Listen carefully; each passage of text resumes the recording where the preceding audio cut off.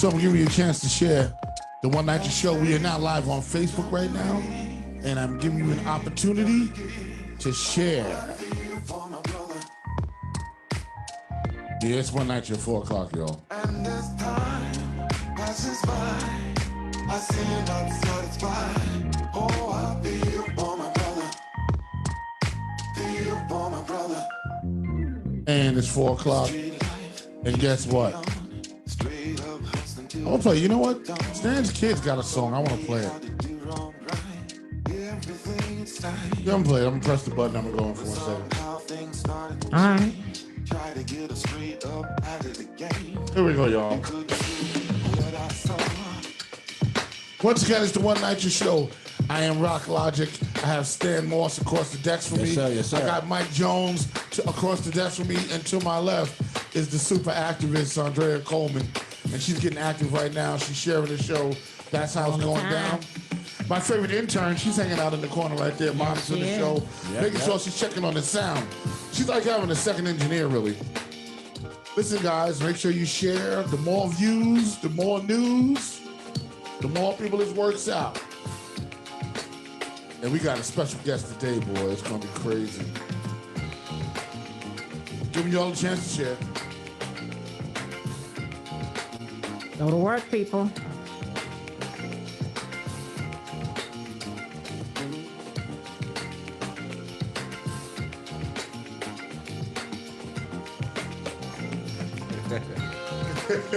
I see we're gonna be doing my dance. Right? No, he stole your dance. We're not having that. Oh, is that what's going on? He has stole your dance. We're not having that. Get your own stuff. None of that. None of that. So I take off a week and you just steal my dance. Oh, he do it all the time. Oh no. Oh no. I told him he can't do that. He got to get his own thing. I named it after him. I call it the Rock Logic. But you nobody do it like Rock. What's up, Kim Terry?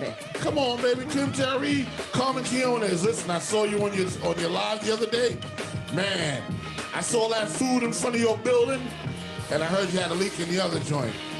Carmen Quiones, she's running, and she's working hard. Kim Tyree's in the building. What's happening? Kim, what's up there? Once again, make sure you share. Thank you all for tuning in. And the room is populating early. Somebody hit the button. Bang. Woo! I want to welcome you all to the One Night Show. Before I actually get started, right? Because on the show and on all the platforms that we do, we promote, like, young artists and the kids that are coming up.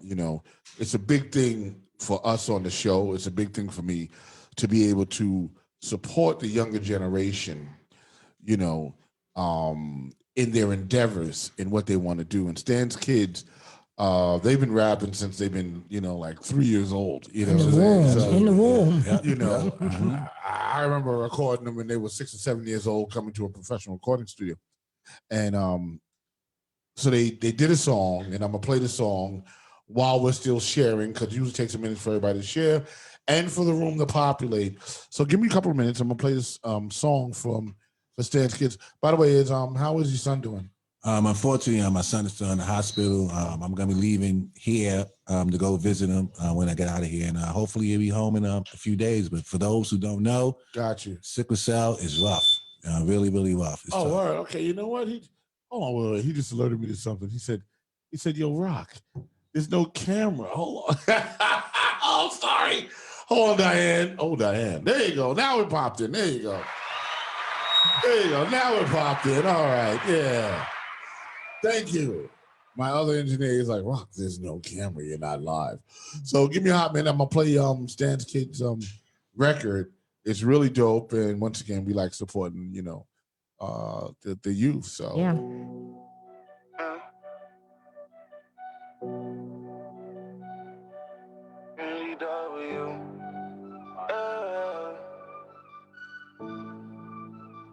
Hey, Glazer, I see you.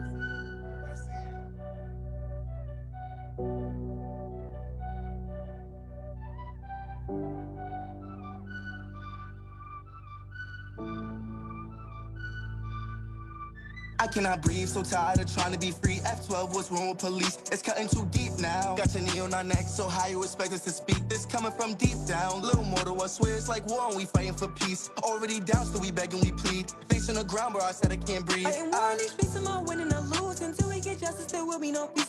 Gun us down, tell me why y'all shooting. Hurting so much, yeah, I swear I can't sleep. Can't stop us now. Yeah, we started a movement, all of us down and we down for the team. The timing is now, they don't want us to speak. Get your knee off our neck, cause I said we can't breathe. I be so tired, I turn on the news, another murder, I'm rewatching history. It do more than just get to me, how y'all be keeping us safe when y'all move like we enemies. So before of the sparks and now we cook the recipe, got the whole world screaming rest in peace. More than mad, backing out them extremities. Not a fad, we creating a legacy. Watch the way that I walk, it's that color in me. yeah, this is one night your music going on right here, baby. That's not here with me, they right here so they know they all coming with me. State to state, we all fighting, see nothing like it. Never been more united, we been divided. Rise above all the violence, it's time to fight it. When there's no being quiet, if we still dying on God. I cannot breathe, so tired of trying to be free. F12, what's wrong with police? It's cutting too deep now. Got your knee on our neck, so how you expect us to speak? This coming from deep down. Little mortal, I swear it's like war and we fighting for peace. Already down, so we beg and we plead. Face on the ground where I said I can't breathe. I ain't war in these streets, am I winning or lose? Until we get justice, there will be no peace. Gun us down, tell me why y'all shooting. Hurting so much, yeah, I swear I can't sleep. Can't stop us now. Yeah, we started a movement, all of us down and we down for the team. The timing is now, they don't want us to speak. Get your knee off our neck, cause I said we can't breathe.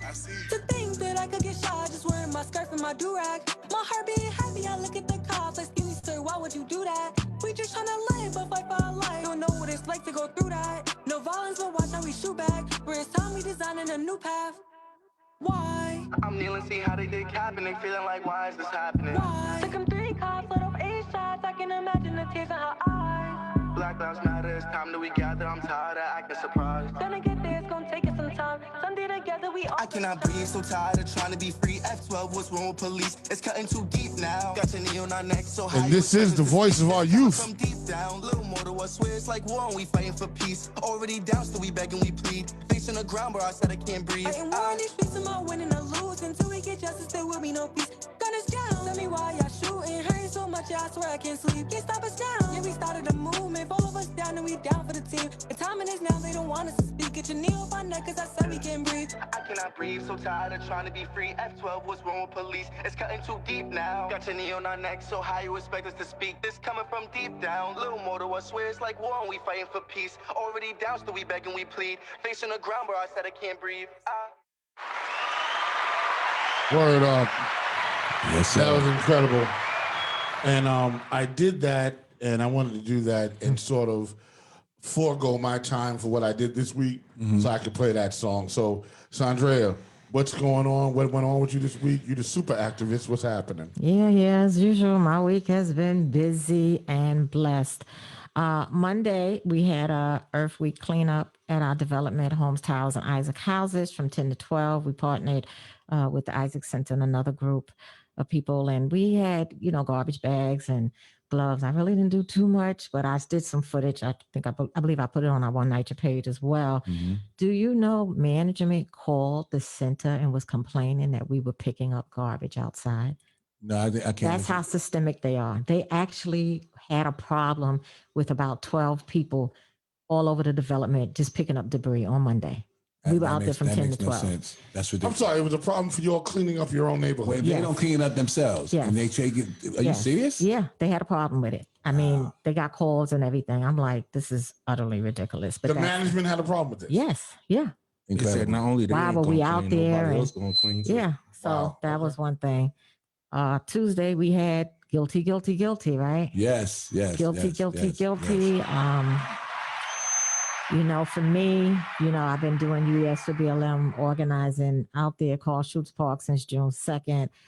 Been out there, I've been organizing since July, still one of the longest organizers. But with that said, I was actually just numb, you know, because you didn't know what to expect. And that's not justice. That's accountability, you know. So, because justice would be George Floyd being with his family, you know. So that just shouldn't have never happened. I just hope this sets the stage for more. I also seen it was a cop that killed somebody in March. I put it on my social media platform. He killed somebody in March, and he killed somebody in 2018. The same cop, and they just indicted him since 2018. So things are going forward, but this man shouldn't have been on the streets to kill again. Right. So, but anyway, so Thursday we had a press conference. The Homes Isaac Coalition was there. Councilmember Ben Kalos kicking off Earth Day, part of Earth Week. And we were dealing with the pesticides that are mostly sprayed heavily in Black and brown communities. Right. So our park is not that huge over there. This is the park near 96th Street, near the rink. If anyone knows, on the Upper East Side, we have a hockey rink over there. They spray that park heavily. Paul Schutz Park is a huge park where we organize, you know, we do our vigil at. Absolutely. Very huge park.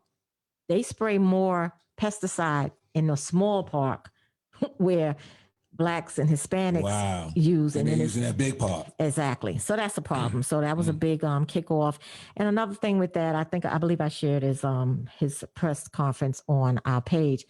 Only 47 city council candidates were voting for the bill to be passed, or didn't vote. So that just says something. Right. And Kalos was saying that basically he said they were Republicans, but this is about humanity, right? Right. So this is just crazy. So then on Friday, I was out in Astoria houses with my good friend, Congresswoman Carolyn Maloney, Stan, Keisha, we all were there for that press conference. And that was really good, just talking about the Green New Deal and her solar panel energy act that she wants to put forth. And although we as residents are against privatization, and she is also, that bill that she wants to put forth, just in case they do put solar panels on, you know, on the rooftops and stuff, or if it's something with privatization, that we would benefit. So she's putting a clause in place for us. So that's good, you know. So I, you know, give Congresswoman Carolyn Maloney some, because she's always been standing with the residents. Her and I go back to like 2015 doing work, you know, to fight infill. So, I mean, she's just been there, like, no doubt. And her office is very, you know, proactive, and you know they're really good. So she has a good team of people with her, and she's how they say America's Congresswoman, Carolyn Maloney. So, and her presser Adrian, shout out to her. She called her the OG. So Adrian called Carolyn Maloney the OG. The OG. Okay. She has a shirt too, Old Gangster. Yeah, Carolyn Maloney's no joke. Okay. I didn't know that. Now. Okay. So Saturday, the Homes Isaac Coalition and several faith-based organizations, including the Isaac Center, we did food distribution, PPE, and we also had when we closed, we had like a prayer session, like a worship session. I shared a little bit on our platform, and that was really good for us, just come together, feed the people, and do what we needed to do in the community. Also, then that afternoon, evening about 5 o'clock, I virtually attended Congresswoman Carolyn Maloney's 12th Congressional Mayoral Caucus. She had Ray McGuire on. He was really sure with what he, you know, the questions we were asking. He has a sense of humor. He really humanized his candidacy. Okay. And he stayed with us for a full hour, and it was really good. I queried him about privatization, and he was basically saying that, you know, the residents he will be dealing with the residents, resident leadership, as well as residents that even if you're not a council president, he's still like, so someone like yourself, Right. that do organizing. Myself, I have a coalition. I'm not a council president. He's still going to deal with us as well because we matter as well, and we're getting things done. We sued NYCHA on December 13th, 2019. So that was good to hear that, he wasn't for privatization. So he wasn't. Now, Right. I heard one time he said he wanted, but he's not. Okay. He said he wants what we want. So he wants to really, so he was really good with that. And today is 328 days straight where you asked for BLM. And that's my week. Wow. Incredible. My God, the super activist. Wow, it's a lot. It's a lot. Stan, you want to go over your thing real quick? What happened with you this week? All right. Well, first I want to say I announced earlier on my new show, Hip Hop, Health, and Politics, that was originally created for my campaign for Queensborough president. But I have to announce now to the One NYCHA family that I'm no longer in the race. It came about that it was a conflict of interest between the campaign and my job as an organizer with Justice for All Coalition. And I love my work with Justice for All, so I didn't want to do anything that would jeopardize the organization or even myself as a candidate or potential candidate. So as a result, I'm not going to be in the race, but the fight still continues. I'm starting a new party called the New Independent Political Party. Not Democrat, not Republican. I believe Democrats and Republicans have sold us out. So this party will be independent, and we'll be spending the next couple of years, next 2 years, really giving voter education and voter registration, particularly NYCHA residents, and really letting folks know what it's going to take to have a campaign that goes all the way to the end. And I also will be looking for other people to run. So it's not really just about me. I'm looking for those who want to enter into politics and have a voice, particularly those who are deeply impacted by the problem. So NYCHA residents, if you're listening, if any of you guys have a thought or inkling to maybe run, this party will be here to support you. So we'll be doing fundraisers, we'll be having events. We had a phenomenal artist on here earlier. They totally blew the whole roof off of this building. So we're gonna be bringing talent, voter registration, voter education, and really targeting the 80% of the people that don't vote. And I just say this one thing: somebody in my neighborhood saw my poster and they said, "Wow, you're running." They didn't know, and he said, "Well, I don't even vote. I never vote. But now that I see you running, I'm gonna vote." So that's really what the campaign was gonna be about. But that's what this movement will be about, and we'll build it up and make it happen the next time around. Awesome. Mike Jones, you had anything going on this week? Just checking. Well, like I say, it went about smooth. Yeah. But I did my little self-tape, and then I had 2 acting classes this week, plus my normal schooling. Okay. And then sometimes in this week coming up, I gotta make me a reel with it. I gotta go see the guy that's actually in charge of the acting class. So. Okay. That sounds like a good idea. Got a future TV star over here. Oh, yeah, he does his thing. Yeah. Big shout out to Mike Jones. Out of Ravenswood. Yeah. And now that brings me to our special guests. Yeah. Special guest, please introduce yourself and let the people know who I have on the screen right now. Who you be? Hi, everyone. I'm Diana Florence. I'm running for Manhattan District Attorney. My platform. Oh, we gotta give you applause. Hold on. This is a not very earned pause, but thank you. Thank you for that. You gotta let it breathe, Diane. You gotta let it breathe. Yes. There you Now go. we know I'm who just you excited. Now let's talk about your platform. Go ahead. Yeah, no, thank you so much. Yes, and thank you. I'm really a great admirer of the show, and I'm here really to talk about. The reason I'm running is because I believe that for too long the office has focused on crimes of poverty and not crimes of power. Mm-hmm. And I know that better than anyone because I worked in that office for 25 years. But I didn't do crimes of poverty. I actually used my skills, my talents to make sure that the powerful were held accountable.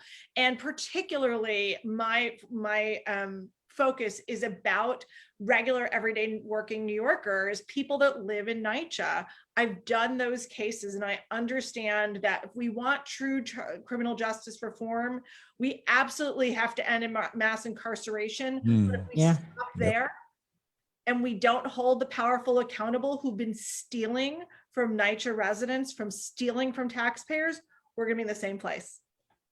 Wow. Got you. Okay. I mean, that, to go after the rich and powerful that have been stealing from NYCHA, that is a tall glass of water, because the guys that built the Hudson Yards are probably one of the primary thieves of NYCHA, purveyors of actually taking money out of NYCHA, and and they developed more than the Hudson Yards. They basically have developed. I forgot the name of the developer, but they basically developed. Related.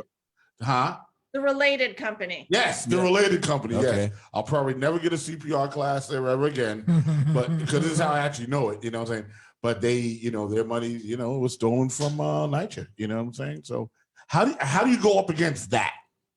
Yeah, well, because I've done it already. So let me tell you a little bit about my experience. I actually, in 2008, I was actually doing a case that involved the falsifications of the safety tests at the new Yankee Stadium, the new World Trade Center, and scores of other buildings. And it started with a formerly incarcerated NYCHA resident from Brownsville, and he was a teamster. He was working, he'd gotten out of prison, he was on parole, and he turned his life around, and he was working at Yankee Stadium.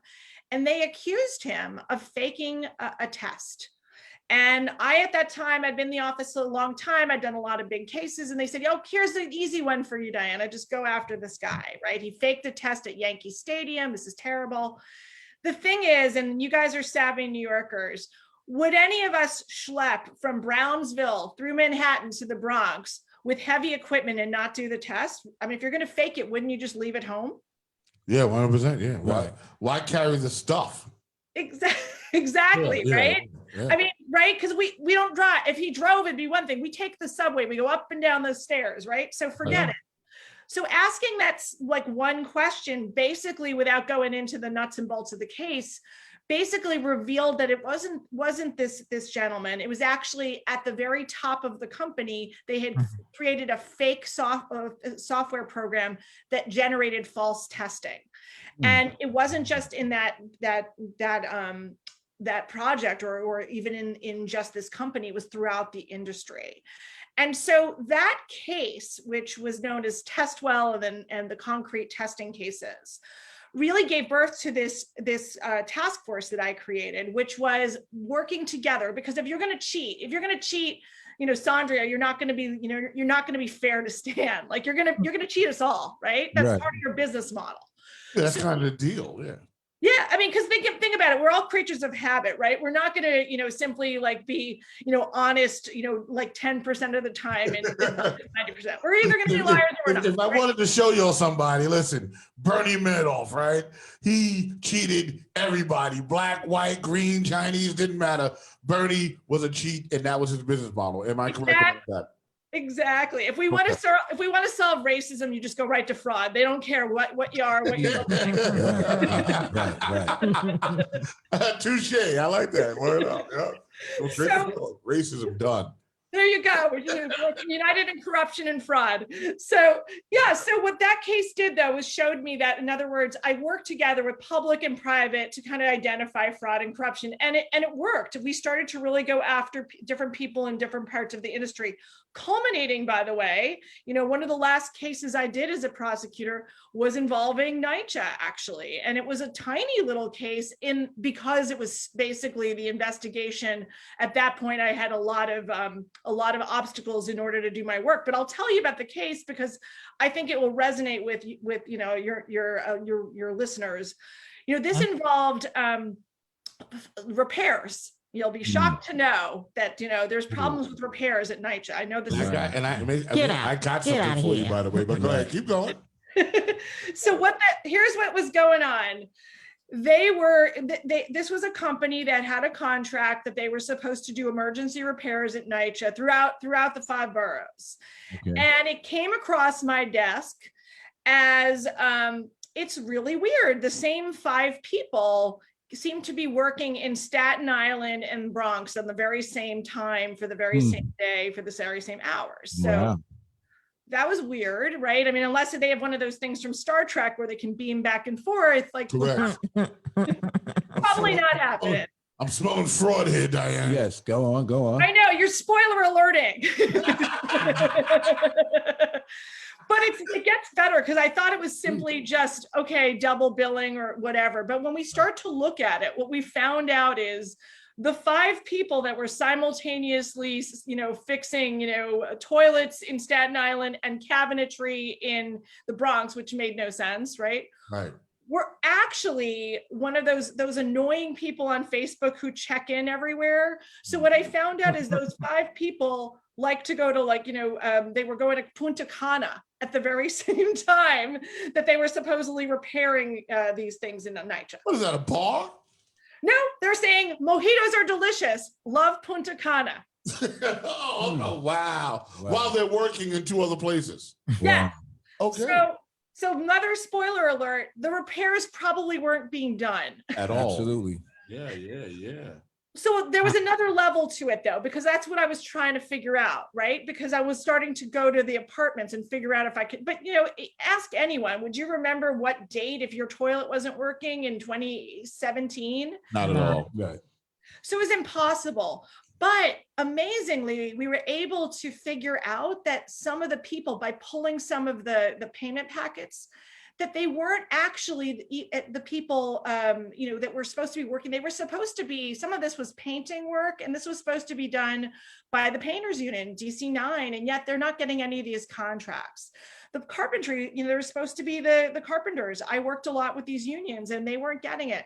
What we were able to figure out is there were some repairs being done, but they were being being done by day laborers, and they were being paid $50 a day. Wow. Oh, wait, I just want to make sure you heard that. Yeah, I heard that. $50 a day. Right. Which is not the prevailing wage. So somebody's putting some money in their pocket. 1%, because that's not the prevailing wage for a laborer. Right. Yeah, right. It was supposed to be $41.75 an hour. That's right. Which is the prevailing wage. Right. You know what I'm saying? Wow, what a cheat. Wow. So this case, which again ended up being $150,000 fraud. Why only $150,000? Because that's all I could prove, because I was doing this in retrospect, right? I was trying to find the day laborers. How do you find them 5 years later? Yeah, for sure. I was trying to find the tenants to tell me whether or not their cabinet was fixed. How would you know? No one would know. But what it really, gave, sort of stayed in my head as I was doing this case is that if we stopped treating NYCHA residents as if they were, not important to the process, and they were actually actually had a direct line to government, and then on the other hand, the people at NYCHA didn't treat these payment packets like they were rubber stamping, and they actually, their job was to see whether or not things were actually being done the way they were supposed to. Right. This fraud never would have happened. I would like to show you something. Speaking of work in NYCHA apartments, right? I have something I'd like to show you. Now, this is natural NYCHA apartment, and they were fixing the gas pipes in the apartment because there was an issue with the gas pipes, right? As always. So here goes the solution. The new gas pipes. Are you ready? Drum roll, please. Bang! You see that? Oh, wow. What? That's Yes, that's the gas pipes outside of the wall. This was the solution. Wait, they left? That's how they left it? That's how they left it. That's the apartment with the gas pipes. Yeah. I forgot which activist put that up. It might have been, I think it was Carmen who put it up. I think it's in Carmen's buildings, I think. Carmen Quinones. Ridiculous. That's the guy. And I saw it came up on Facebook. And I said, what the blood clot? So they got kids and they have a pipe like that? I don't know, but that was their solution. They don't care. Yeah. They don't care. Wow. They don't Stunning. care. What do we have to say to that, Diane? I mean, can we prosecute that? I'm just asking. I don't know. That's dangerous. No, what you can prosecute is the fact that they're not doing what they're supposed to. I guarantee if we pulled that bill, the bill would be for something entirely different. It would be for a finished, walled in. And the reality is they do that because they know no one's watching. No one cares. And it's about reframing the conversation. And that is honestly, I mean, again, one of the reasons I'm running is I understand that as much as I admire all the amazing initiatives, and Saundrea talked about them, with I've been reading about the solar panels, or the mold abatement, or the lead, all of these things, right? Going green. If you don't have someone actually enforcing, it's going to be a lot of money going nowhere. Yeah. I want to hit the chat room because the chat room kind of lit up, right? Once again, big shout out to Carmen Quiones and Cynthia Tibbs. Yes. They're in the house. And Carmen said, so it wasn't hers because Carmen was like, I wouldn't let that happen in my buildings. So she said, trust me, right? I got to look at the picture on Facebook on where the apartment's from, but I know the person. Carmen asked, she said, will you go after all who had part with the corruption, even if they already left NYCHA? And she's talking about Shola. Yeah. Former chair. She should be going to jail. For the Absolutely. I mean, that's criminal falsifying fraud. reports. Exactly. See, I'm very interested to hear that answer. Yeah, so what you have to do is you got to go back to basics, right? So let me just tell you a couple of things. I will answer that direct question, but I want to just sort of frame it if I can, if that's And okay. what would the statute of limitations be too? Go ahead. Well, and exactly, and that's why I wanted to say what we need to do is, so the statutes of limitations for most felonies are 5 years, but there's a little bit of a there's a workaround. The workaround is if it's an ongoing fraud, you could go back to 1865. You know, literally, if the fraud started right after, Reconstruction, right, and it continues to last week, right, even if the person has left, but they were the initiators or part of the fraud, you can wrap them in. So the point is, right, what we need to be doing, what I know from that one little case I told you about, which wasn't little, by the way, at all. It was only little because we were hamstrung by what we could do with it, because it was doing things in hindsight, as opposed to working side by side with NYCHA as the repairs are not happening or happening. So number one, what we do need to do is really sit down with tenants, right? Tenant organizations and really your coalition. And we need to be having town halls, but not these nonsense PR town halls where we actually say, okay, your apartment is 12A in Holmes Tower. Tell me about, what's the repair history? What you got? Right. Literally.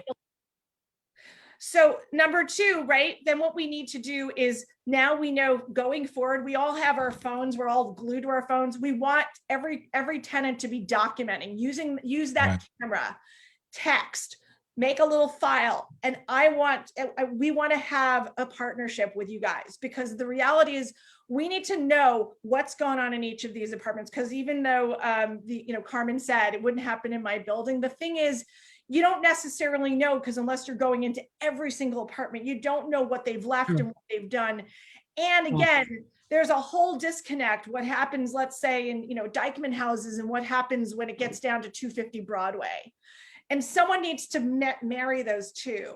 And so the way we do that, again, is we have to get the documents, and we have to have the relationship, and then figure it out. So this is just a little bit of a mechanics for you. Now, to answer your question, my view is absolutely that the fraud that has sort of pervaded NYCHA, and all of the issues that we're seeing now that are kind of rearing its head in terms of the infrastructure, the crumbling of it, right, has to do with years of neglect and incompetence and perhaps corruption. And it's a toxic cocktail that's been allowed to exist because no one has had the stomach to look at it. So number one, you have to look at it. And number two, you have to acknowledge that it's not, yes, it's the contractors, but they're the symptom. They've taken advantage of something that they know exists there, that frankly, you can get by with doing shoddy paperwork. You can get by with not really paying the prevailing wage. You can get by with sending day laborers. And again, this is not about the day laborers, because they were victims too, right? 100%. They were victimized by not getting prevailing wages. I just want to jump in here because I used to work in LaGuardia Airport, right? And I worked for a cleaning company called Secret Maintenance, and they had the contract to clean LaGuardia Airport, but they had, and we were the contractor, right? But the Port Authority was the supervisor to make sure that the work was done. Right. There was a structure in place, and if and the supervisor of the Port Authority walked around all the areas that we were supposed to clean, right? And if something wasn't done, money got deducted out of the bill that we were supposed to get that month. You know what I'm saying? So it's the deductions, right? They walk around and be like, oh, you know what? They didn't do such and such. And that was on their monthly schedule that was supposed to be done. We're going to deduct that from the bill. So we were on our job. Accountability. There was accountability there. So I don't understand how that same accountability does not exist in NYCHA. It doesn't. That if you have these contractors coming in, you know what? If the work is not being done, we're going to deduct that from the amount that we're supposed to pay you on this monthly situation that you're doing, or on the Right. job that you're supposed to be doing. That makes sense to me. Yeah, but it's systemic. You know, they don't Right. care. Management doesn't care. The higher ups doesn't care about They us. sure don't. You know, and this goes back decades. This is not new. As I say, NYCHA's not new to this. They're true to this. You know, you have to go back to the history of public housing and know that once the white flight took place and more Black and brown people moved into public housing, that's when the disinvestment started, the lack of care, and you know, that's what it's about. If it was white people living in public housing, trust me, it wouldn't be like this. Well, and I think one of the things I wanted to continue to say is that there wasn't a whole lot of contractors that worked in NYCHA back in the day. There were actually people that the painter worked for NYCHA. Right, you know what I'm saying? right. Yeah. The actual people there were NYCHA jobs. Right. The plumber was a NYCHA guy. Mhm. You know, it wasn't, you know, once they started doing the contracting, I think that's when it went. So I know, yeah. I think that's Now, when it I went have up. a question to ask now. Yeah. I heard a narrative that the whole privatization schemes and scams that NYCHA's pushing is actually violating the civil rights of the residents if they're not involved in all of that. So is that accurate? These privatization plans like the Blueprint and RAD, they don't include the real input from NYCHA residents, a violation of the civil rights of NYCHA residents? I'm not sure that it would violate sort of a federal statute, but I think what it does though is it's even if it's not a civil liability, what it is that it's basically kind of it's making a bad situation worse, as opposed to attacking the systemic problems within NYCHA, right? The lack of oversight, the sort of, kind of letting the fraud happen and not really addressing it. What Rob was talking about before at Port Authority, that's not accidental. That those structures were put in place. And, I worked a lot, part of my task force is the Inspector General at the Port Authority. These were procedures put in place because of fraud in the past. The difference with NYCHA, I think in particular, is that it's not like my case was the first case that they discovered fraud in. I mean, we all know that, right? But they haven't done anything. And so to me, where I relate it back to, part of the reason I'm running is that I understand that the district attorney, when we actually focus on these cases, what's weird is it doesn't take that much. Like if I had, if that case had come at the right time, if it had been 3-4 years ago, right, we could have continued, and just like it did in that concrete case where I started with the Coca-Cola, if you will, and then I went to Pepsi and Snapple, and then I went to the Boylans, and then the real small ones. And after that, I did 6 or 7 of the companies in that industry, and it completely changed the way they did the business. And similarly, we also saw there was a loophole in the building code that allowed for that fraud to happen. So we closed it. So in terms of like NYCHA, you could do the same thing, right? You know that there is a certain type of fraud that's going on, prevailing wage, for example. And you know that there's also issues with sort of oversight. So what you could do is actually say, tomorrow, the DA can make it a part of their housing, task force, which is what I will be doing, is saying, you know what, we are going to focus on NYCHA, we're going to focus on repairs, and we're going to look at every repairs contract, and we're going to look for patterns, and we're going to look for, and then we're going to basically keep going. And then what happens is you don't have to hit every company. If you get like a couple big ones, the rest of them, they reconfigure their business model. Right. So I have something that's going on in the chat room, and maybe Saundrea can answer this or Stan, but the question is for you, Diane. Yeah. And it came from Carmen Quinones, and I'm trying to understand this. She says scaffolding is big business, no work being done. What will you do to combat this corruption? So I just want to get the gist of what this question is. Sure, there's a bunch of developers that got scaffolding forever. Okay, forever, for like and is years. the scaffolding being billed to NYCHA in spite of the fact there's no work being done? Is that what's happening? I would Or they imagine just- so. It's up Like, there. how does that work? It's up there. It has to be. So I think if I understand Easy. what Carmen might be asking about is that, it's not just NYCHA, by the way. You know how you'll just go and walk past, there's just buildings that have had scaffolding, those Yeah, sidewalk bridges forever. for years. Right.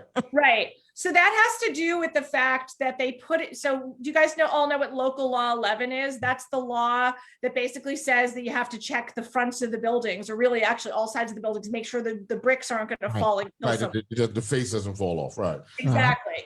So a lot of the scaffolds you see that are around are these these building owners. So whether they're NYCHA or private owners who don't want to spend the money to actually do the local law 11, they'd rather get the violations for the scaffold than actually do the work to shore up the building. Keeping you safe. Yeah. Keeping us safe, so to speak. And it's a problem because we all know, right? I mean, what happens with those scaffolds? There's often like vermin. They're become homeless encampments. They're less safe. I don't want to walk underneath them, frankly. I mean, there's been muggings under those, right? Because they're safety. Yeah, sure. Violations. So the reality is, it's funny that Carmen mentions that, because it was one of the last projects I was working on with the carpenters, because we noticed there were many of these scaffold companies, and a lot of them were fly by night too. One of the things what we need to be doing is actually looking, and I'm going to give you guys a little piece of inside info here. Anytime you put something in writing and you file it with a government agency, it has to be true. And if it's false, it's a felony. So the reality is, the way you go, it's not the sexiest case ever, but what you can be doing with all this stuff is looking at what these contractors and individuals file. And that's where you can start your cases. So if they say, I did work on Saundrea's apartment at Holmes Towers, and Saundrea's like, nope, no one's been here in 3 years. Like, that's the beginning of a case. That's great. Yeah. That's great. So just to kind of follow up on that, Carmen says, pointing has been done and they are supposed to be removed already. So they're still sitting there, and apparently the work has already been done, and the scaffold is still sitting there. And once again, I'm asking the question around the room, is NYCHA being charged for a scaffold that is of no use?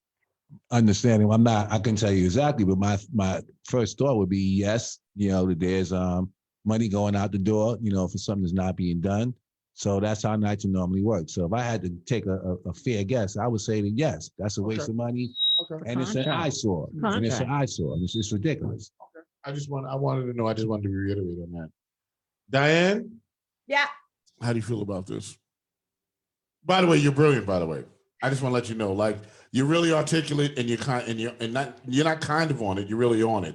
So I'm glad that you actually came on the show. You know what I'm saying? Big shout out to you. And I guess I would say the lead issue is still happening big time in NYCHA now. So if it was to show, what was her name again? Yeah, I told her. Okay, so she should be prosecuted. Yeah. To this very day, let's get to that. There's residents that I speak to every day who have lead in their apartment now. Their kids have lead in their system now. And there's also asbestos and a whole host of different things besides in the mold and all the rest.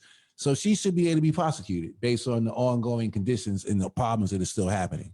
Yeah, can she? And that would be big. Would you be able to prosecute her just because the records were falsified and she had to resign, And was no accountability. Right. No jail time or nothing. Right. And not even fired, right? So resigning, you secure your pension and all your benefits. Right.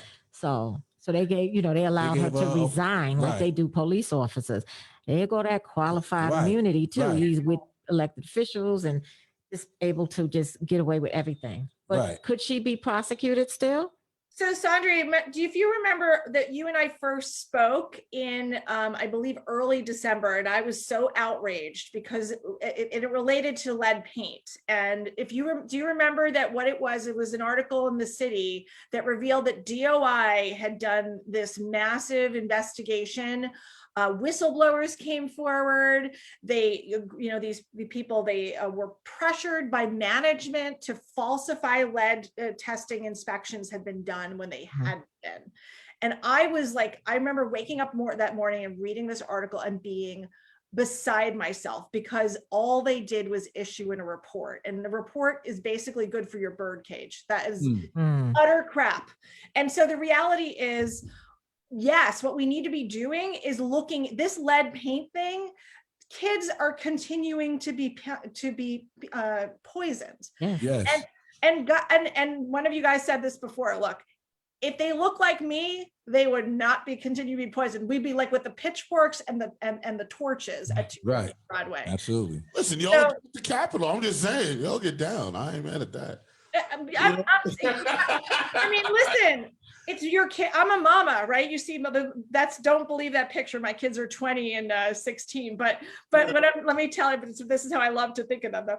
But let me say though, that this lead paint investigation, to your point, whether Shola or who, I don't know, I can never commit to prosecuting a person. What I can tell you is this lead paint thing continues to this moment. That means we have jurisdiction to go back, and we need to go up. Because if you just go with the guy on the on the middle who falsified a test or two, like in my concrete case, right? If I just was satisfied with going the one guy, we would, first of all, he was innocent, but number two, it really was something that came from the top. And so that's what we have to do if we really want to change NYCHA, is we need to root out that systemic and that culture. I don't know, whether she's gone or not. The reality is those tests happen, those falsifications happen after her. So to me, that means, just like what you were saying with police, it's cultural. So we have to actually get to the bottom of it. So now, so I guess you kind of hinted towards it, but Lock the mayor up. if tickets are being, if somebody has a ticket of NYCHA resident and a worker closes out the ticket without doing the work, which is a common issue, isn't that really a crime in and of itself? I mean, if somebody says, I have it, you came and you did the work and didn't do the work, and the ticket is closed and the work don't get done, is that a crime in and of itself? It can be if they're putting a statement, but again, I'm always, look, I'm always about looking past the worker, right? Because the worker, look, sometimes, look, all of us, right? Some workers are, are liars, right? Mhm. Some of them though might be pressured by their supervisor, who's being pressured by their supervisor, who's being pressured by 250 Broadway. So to me, it's not about, if we only go after the guy who at the bottom who closed out the ticket, we're missing the point. Right. Diana, apparently there is a long list of people that the chat room would like to have prosecuted. We have Gregory Russ, the mayor, Thank you. Shola. Yeah, call it out. Say it. Yeah, it's the system, not the worker. Yeah, that's what Kim Tyree says. Right. Carmen says, no, not after she left. Her signature is on the documents. Her signature's on the documents. Jeffrey, we got Mayor DeBozo. Okay, great. Okay. Take him down. We are talking about corporate. Okay. Yeah, the list just got long in the chat room. Are you seeing this, Diana? I can't see it. Is it? You'll see it later. Okay. You'll look at it later on Facebook. Okay. All right, Is right, but the point is exactly what I think your listeners are picking up on, right? I can never say to you, yes. It would be unethical for me to say, yeah, vote for me because I'm going to go after De Blasio and Shola and Right. I mean, that would be great. I know you guys would all, but the reality is what we have to do is you understand corruption, right? I've done this for 20 years. You understand that corruption is not at the worker level. When corruption is there, that he's the symptom of the fraud, which is the disease. Sure. And so what we have to do is, what you do in that case is you talk to that worker and you say, all right, what happened, right? And there might be accountability for him. Maybe there's an explanation, maybe there isn't, right? But then you say, like, what happened? And then you go up the chain, and you don't just do it based on people's words, by the way. Worker turns states. Yeah, but you also that worker turns states to take everybody down. That's right. Because that's the one that they usually try to put forth. But go ahead, Diana. Yeah, no, but you're right. But it's also looking, just, you know what? I also believe that it has to be taking the heat off that guy too. We don't just want him to be. He can't be the face of the corruption either. Exactly. So, like in my example of the concrete case with the man that I mentioned, the inspector, right? He testified and they went after him. They went after, talked about all his record and all these horrible things. The reality is, though, I also had a million emails and I had bank records and I had other engineers. So the thing is, frankly, the defense attorneys look like, I won't curse on here, but it, rhymes with smash holes, Mm-hmm. right? I mean, that's what they look like when they cross-examine to try to make it about this one worker. So reality is, what you have to do is you take that worker as your starting point, not your ending point. Carmen Keona, she says, please contact me. Would love to have a one-on-one. Rosa Keona is 1938, girl. You telling your age. 1938 at gmail.com. Progressive politics has regressed in New York City. Yes, it That's has. from Rodney Jones.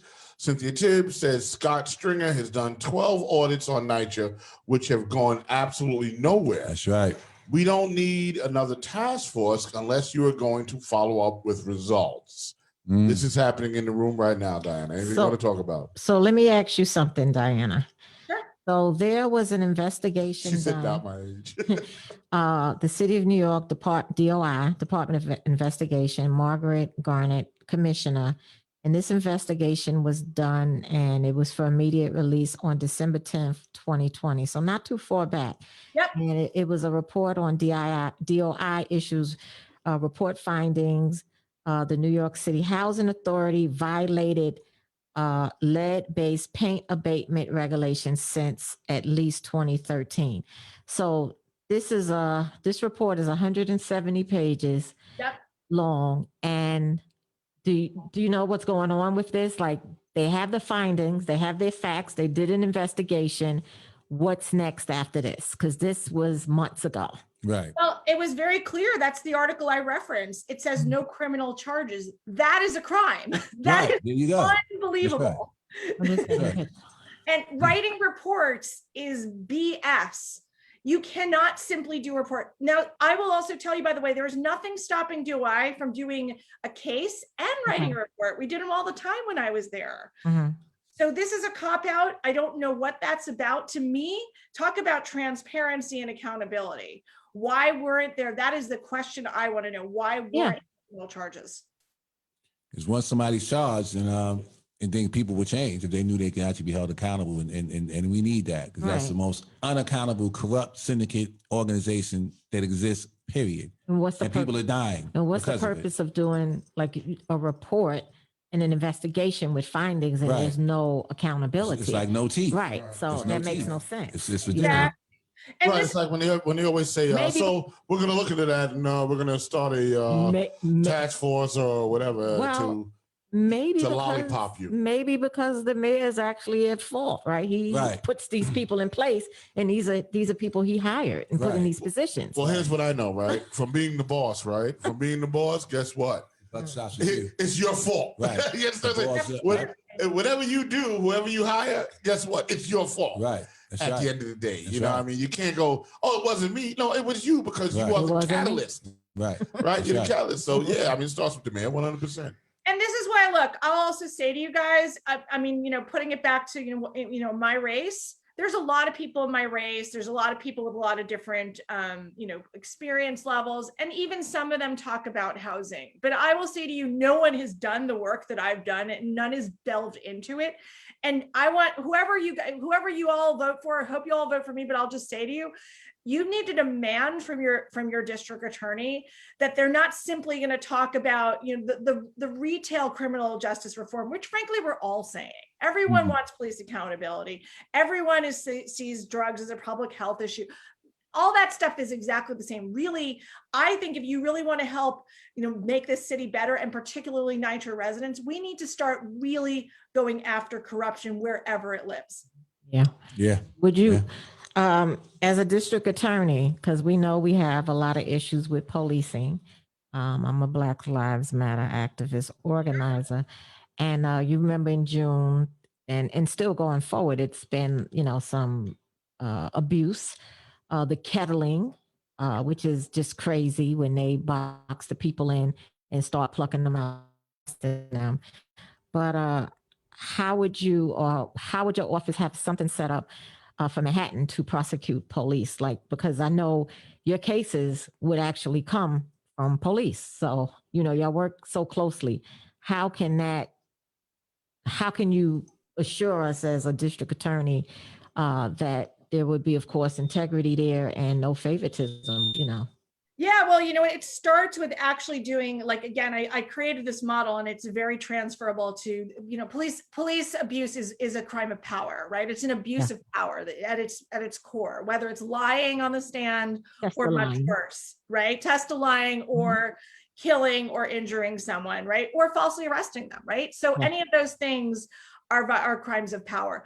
The way you do that, you mentioned earlier in your remarks, right? Well, I think you did, Saundrea, or one of you guys did, about the police officer, who killed someone in 2018 and just killed someone last week, right? That was me. Okay, that was you. Okay, so reality is, right, you can actually proactively do these cases, right? We now have 50A that is open. It's declassified. Right. You can use it like your own private Google, if you will, your closed database. You can actually do keyword searches of 50A and figure out, how Jimani and the public advocate always do like top 10 worst landlords.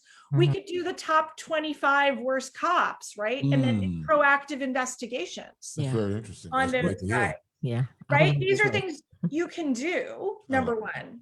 Number two, you also need to be looking at CCRB. And the problem with CCRB right now is that they don't have any teeth, right? So it's, who works there? Really I just want to ask one thing. Hold on.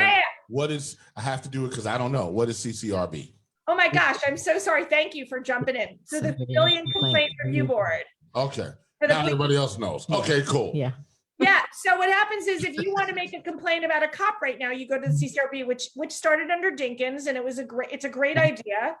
And it's separate from police. But here's the thing, it's not really, because it ends up it has nice young kids out of college who have really good intentions, and they do the best they can. And then if they think they find something, where do they send it? To the police. Right. And then the commissioner can still. Right. We so wait. They're policing the wolves, and then they send the evidence to the wolves. Is that how it works? That's why they really don't have too much power. They are independent. But we did. I'm on Community Board 8, and we actually did a resolution on police reform. We also sent a letter to the mayor and the speaker and our direct elected officials with police, with our suggestions from board members as well as the community.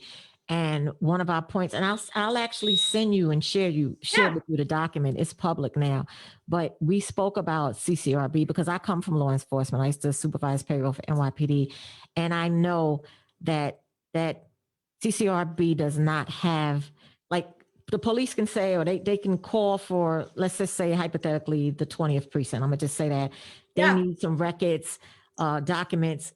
Everything is slow, or they can't get things. So we put forth that it should be strengthened, and they also their findings and their recommendations should be adhered to.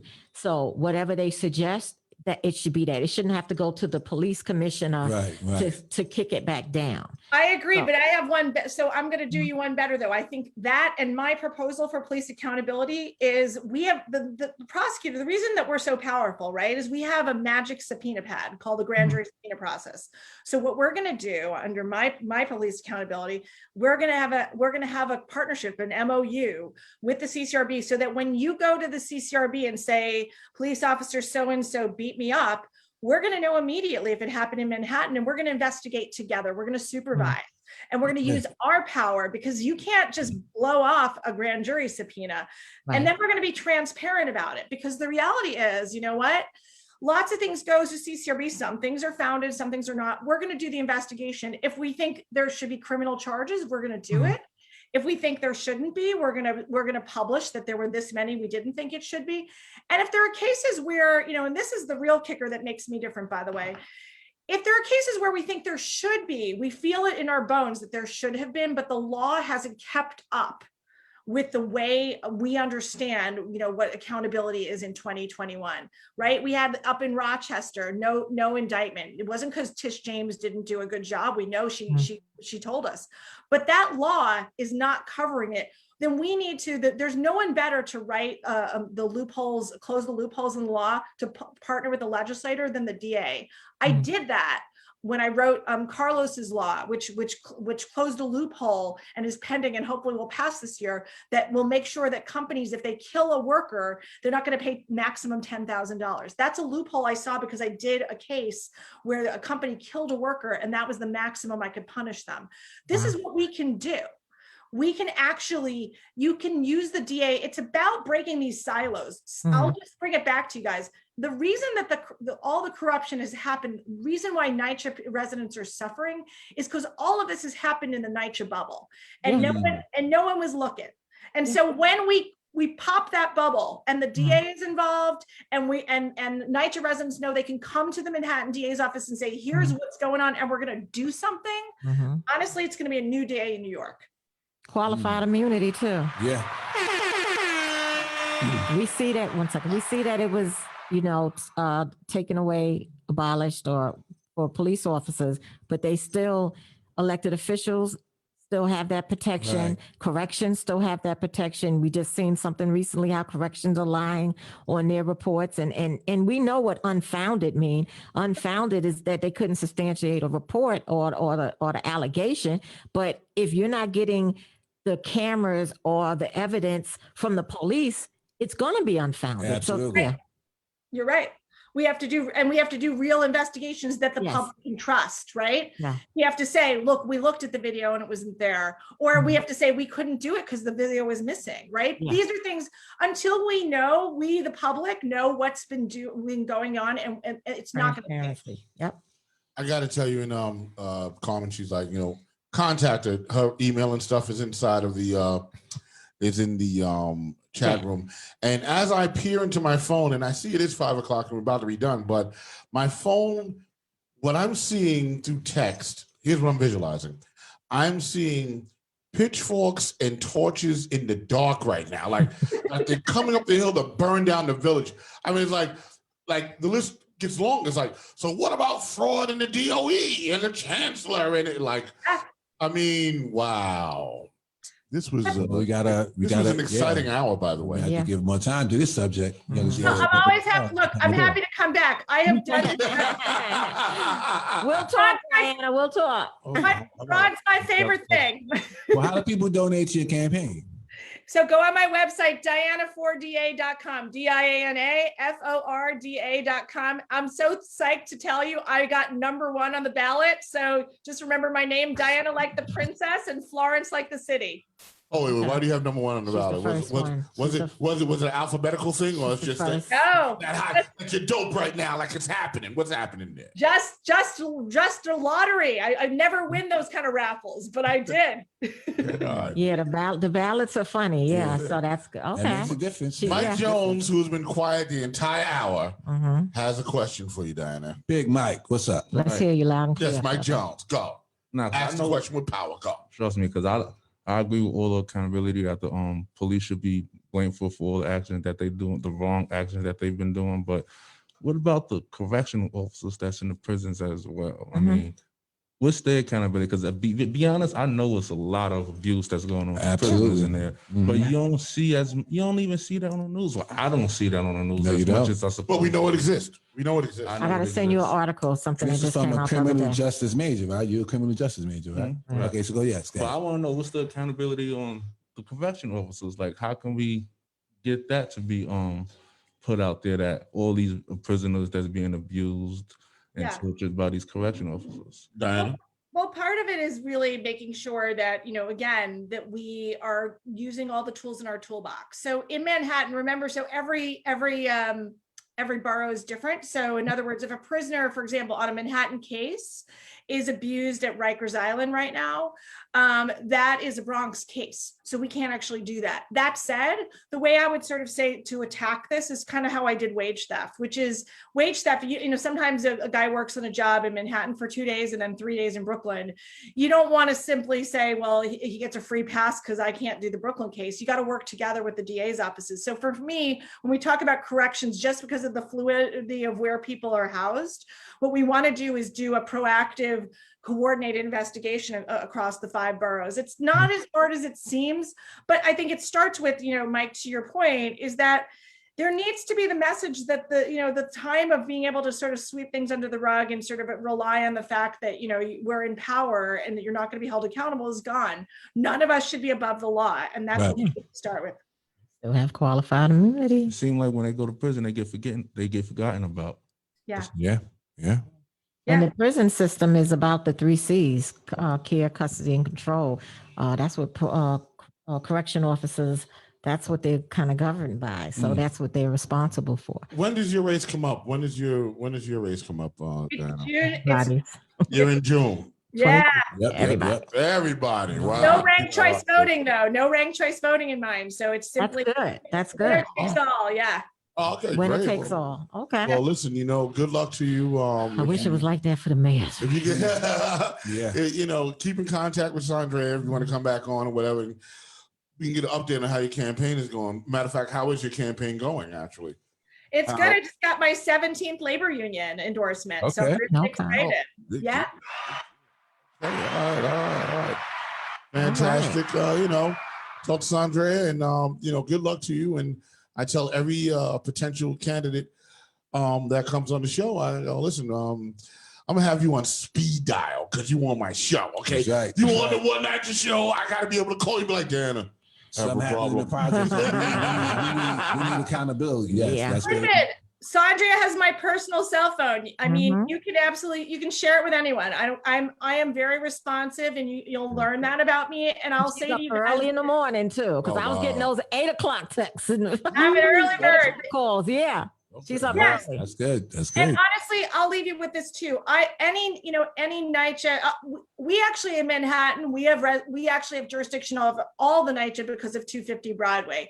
But particularly if any of you guys from any of the tenant associations, coalitions want to meet with me, tell me a little bit more. I mean, because I don't know everything. I only know what I've learned, from talking to people. So I would love to, especially as we count down. I'm all over the city now. I'm running around Manhattan because I need to get votes. I don't have billions. I'm a people powered campaign. So I will come and meet you guys. Let me know. Reach out to me on Facebook or on my website. It'd be great to see. It's great. I can invite her to a Justice for All meeting. Directly from residents, exactly what's going on. I will take you up on that offer. Well, just a quick thing before. So what is your current job right now? My current job is this. Campaigning. She's all in. Right. I'm all in. This ain't part-time, huh? Exactly. And it's like, I've never worked harder and I don't make any money. Wow, yeah, there you go. There you go. If you want, quite a bit of people had to. You got to believe. You got to live and breathe, right? Right? Some people had to leave their jobs to campaign, full time. We want to thank you for coming on the show. Yes. And we're gonna punch out. We're at about 5 out. What are we at? 5:08, 5:09. And lift off. We're about to lift off. And I want to thank you. And here's what we make every candidate do because it's very important to us, right? We go, one night you're one people. That's what you gotta do it. Come on. One night you're one people. One night you're one people. Yes. One night you're one people. We're about to lift off. Thank you, so Diana. much. Thank you. We'll be in touch. Bye. Thank you. See you there.